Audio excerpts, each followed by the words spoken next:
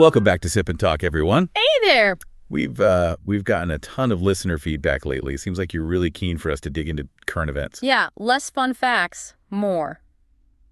Well, more of this stuff, which is great, even if it's, a bit heavier sometimes. Definitely heavier today. We're tackling a big one. Should the state of Palestine be recognized?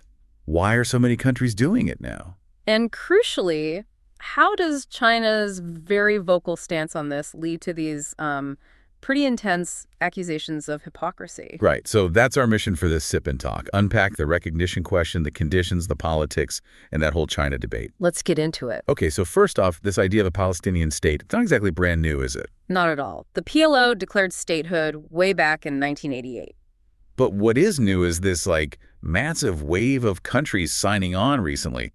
The numbers are pretty staggering. They really are. We're talking 157 out of 193 UN members. That's what, over 80%? Yeah, over 80%. A huge majority. And within the UN Security Council's Permanent Five, the P5, only the U.S. hasn't recognized Palestine. Everyone else, Russia, China, France, France and the UK have conditions, but China and Russia recognized them ages ago. Okay, so it's got huge symbolic weight, obviously, raising the flag at the UN, all that.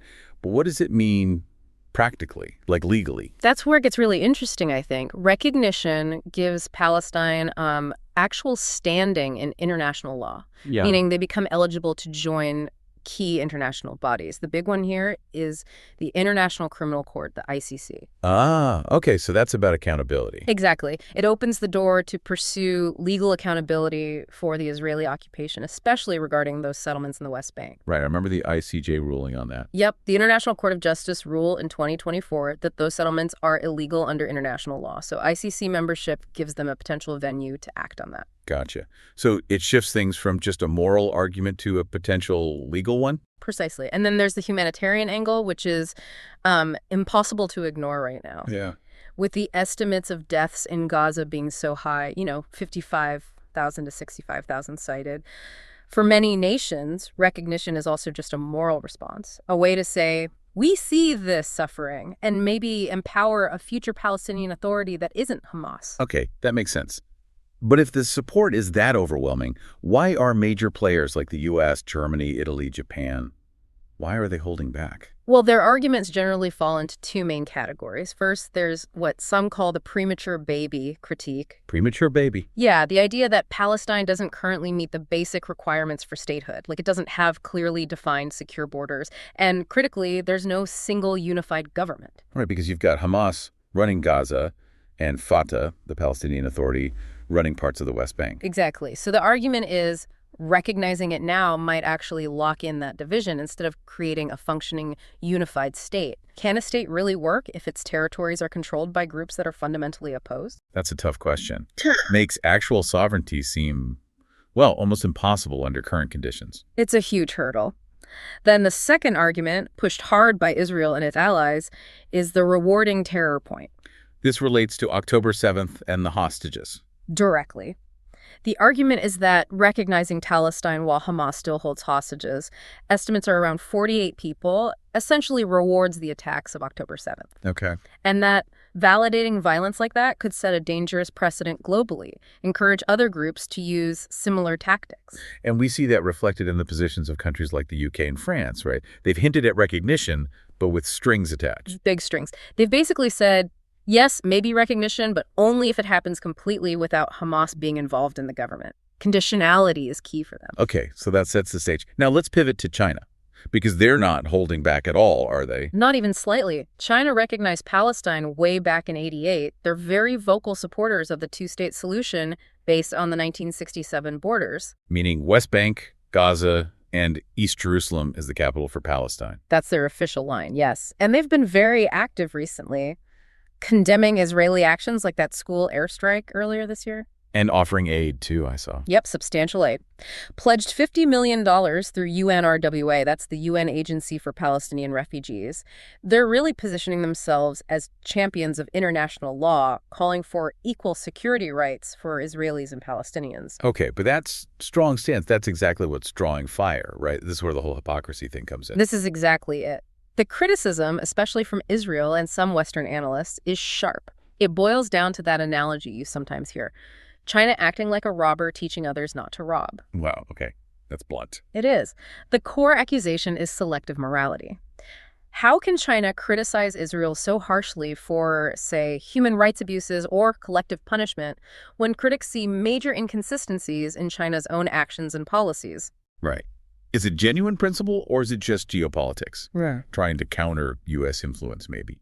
Let's dig into those specific contradictions critics point to. There are 5 main ones, right? Yeah, 5 key areas. Let's start with the first 2, which involve China's relationships with other countries. First up, Russia.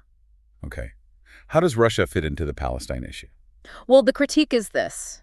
China talks about anti-force and respecting sovereignty when it comes to the Middle East, but at the same time, they're Russia's biggest oil customer. Huge amounts of money involved there. Massive. Over $150 billion paid to Russia since 2023, directly helping fund Russia's war effort in Ukraine. And it's confirmed they're supplying dual-use stuff, like components for drones. So criticizing force in one place while enabling it in another, that does sound like selective condemnation. That's precisely the argument critics make. Contradiction number 2 hits closer to the Middle East itself, Iran and Hamas. Okay, how so? China has a really significant economic relationship with Iran. We're talking about $25 billion in trade just in 2024. And Iran is Hamas's main backer, right? Financially. Their primary financial backer, yes. Reports suggest Iran provides somewhere between $100 million and $300 million to Hamas annually. So China's doing big business with the main sponsor of the group that carried out the October 7th attacks. Attacks which China notably refused to specifically condemn. They just issued these general calls for restraint from all sides. That refusal seems pretty significant, doesn't it? Especially given their stated principles against violence. Critics definitely see it that way. They view that silence, combined with the Iran ties, as, well, strategically calculated complicity, perhaps, or at least a major inconsistency. Okay, so those are the external ones. What about internal issues? Contradiction 3. Right. This one is about China's domestic human rights records, specifically in Xinjiang. The Uyghurs. Exactly. The argument is, how can China credibly criticize Israel's human rights conduct in Gaza when the UN's own High Commissioner for Human Rights put out a report suggesting China's actions against the Uyghurs might constitute crimes against humanity? And China's response is Usually dismissal. They frame it as purely an internal affair, not subject to international scrutiny. But critics ask, does that wash when you're simultaneously claiming the moral high ground on human rights internationally? It raises questions about universal standards, for sure. Okay, number 4. Number 4 takes us to the South China Sea. China condemns Israel's settlements as illegal occupation. But critics point out that China itself engages in actions in the South China Sea that international tribunals have found to be illegal, using so-called gray zone tactics, ramming ships, using water cannons against neighbors like the Philippines. So accusing others of illegal occupation while engaging in contested maritime actions themselves. It looks like applying different standards, doesn't it? One rule for rivals, another for themselves when it comes to territory and international law. And that leaves number 5, Taiwan. Right. This one is perhaps the most direct contradiction in terms of principle. China champions Palestinian self-determination, but simultaneously denies Taiwan's self-determination and threatens its autonomy constantly. Military harassment, fighter jets crossing into Taiwan's air defense zone over 1,000 times recently, apparently, plus the explicit threats of unification by force. Wow. Supporting self-determination for one group while threatening to extinguish it for another right next door. It pretty starkly highlights the charge critics are making about applying principles very selectively based on strategic interest. Okay, that's a lot. 5 pretty significant areas of alleged inconsistency. Russia, Iran, Hamas, Xinjiang, South China Sea, Taiwan. So, stepping back, how should we assess this hypocrisy charge overall? Does the robber analogy hold water? Well, like we said, the robber thing is probably too simplistic to, cartoonish. China's position isn't random hypocrisy. It is rooted in their history, their anti-imperialist, anti-Western narrative, and it's definitely part of their current geopolitical strategy. Trying to build influence, counter the U.S., maintain stability in regions important for their resources, like the Middle East. Exactly. So it's strategic. But does that excuse the inconsistencies? The critique about selective condemnation seems pretty hard to refute. They do condemn Israel very strongly, while staying quiet or even supportive regarding Russia or Iran's role. So maybe not pure hypocrisy in the sense of malice, but definitely a foreign policy driven more by self-interest than by universal principles. I think that's a fair assessment. It's highly selective.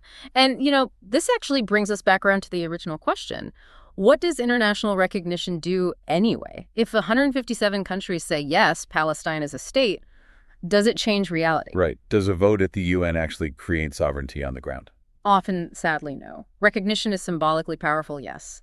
And it gives Palestine, like we said, more legal and diplomatic tools like access to the ICC, but it doesn't magically solve the fundamental problems. It doesn't create a unified government or an army or give them control over their borders. Just like that point about international organizations often lacking real enforcement power? Exactly. Think about Ukraine. The UN General Assembly overwhelmingly demanded Russia withdraw. Votes, resolutions. But the war grinds on. Reality on the ground is dictated by other factors, mainly power dynamics. So recognition isn't a silver bullet. Definitely not. It's more like laying groundwork. Part of a very long game. It sets a framework, an international consensus about the goal, but it doesn't get you there instantly. Real peace, real statehood needs more than votes. It needs, consistent action, consistent pressure, and maybe that consistent moral clarity we were just talking about. Which, as the China example suggests, seems to be in pretty short supply all around in international relations. Yeah, that seems to be the takeaway. #tag outro. And maybe here's a final thought to leave you with, something to chew on. While we've focused a lot on the criticisms of China's selectivity, we should probably also ask, are the countries doing the criticizing, like the US or European nations, are they entirely consistent? Especially when it comes to, say, supporting or enabling Israeli settlements, which, again, the ICJ and most of the international legal community consider illegal. That flips the script a bit, doesn't it? It does. It raises the question of whether anyone applies these principles universally. How do we get past just pointing fingers about who's more hypocritical and actually work towards, a real lasting peace? That is definitely something to mull over. A very important question. Indeed. Food for thought. Well, thank you for joining us for this Sip and Talk. We hope we managed to shed some light on this really tangled issue. Yeah, hope it was useful. And if you found this helpful, please do subscribe to Sip and Talk wherever you get your podcasts. We'd love to have you back. And hey, while you're subscribing, maybe send some good vibes to our friend Mickey over at his YouTube channel, Mickytolife. Oh, yeah. Memes, music, wine, travel. Seriously, Mickey, end the break already. We're over here getting all energized talking geopolitics. Maybe you can too. Come on back. We miss the vlogs. We do. Okay, everyone, thanks for listening. We'll catch you next time. Bye.